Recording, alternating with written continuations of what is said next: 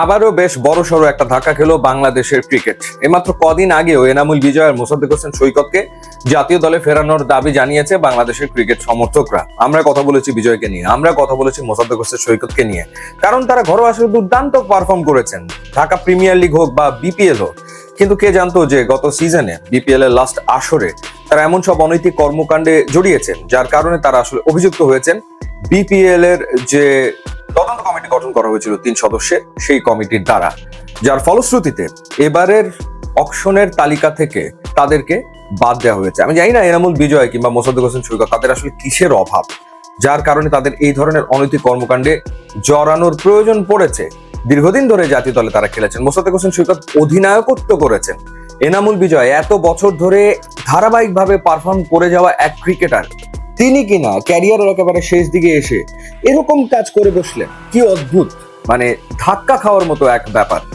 9 জনের নাম সামনে এসছে, যাদের নাম অকশনের তালিকা থেকে বিসিবি সরিয়ে নিয়েছে একেবারে শেষ মুহূর্তে।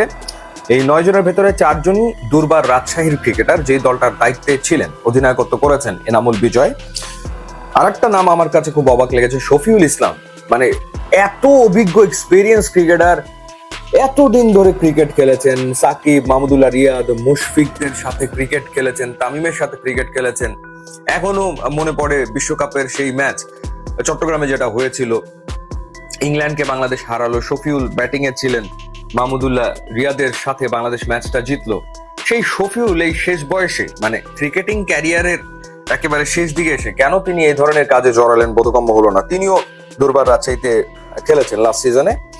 সানজামুল ইসলাম, তিনিও দুর্বার রাজশাহীতে লাস্ট সিজনে খেলেছেন, স্পিন বোলার।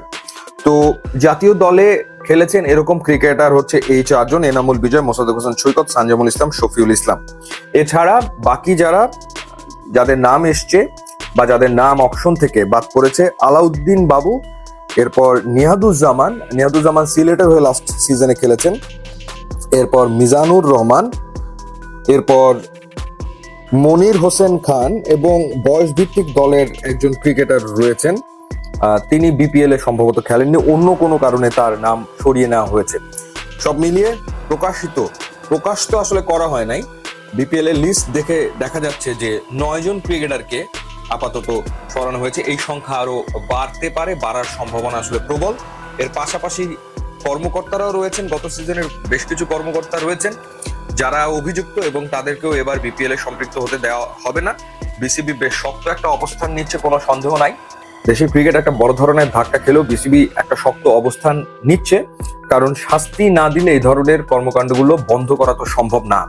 তো সেই কারণেই বিসিবির দুর্নীতি দমন বিষয়ক যিনি পরামর্শক অ্যালেক্স মার্শাল, তিনি বিসিবিকে কঠোর হতে বলেছেন, এবং সেই কারণেই শেষ মুহূর্তে এসে এই ক্রিকেটারদেরকে অকশন থেকে বাদ দেওয়া হয়েছে, এবং কর্মকর্তাদের ব্যাপারেও বিসিবি একটা সিদ্ধান্ত নেবে তেমনটাই শোনা যাচ্ছে।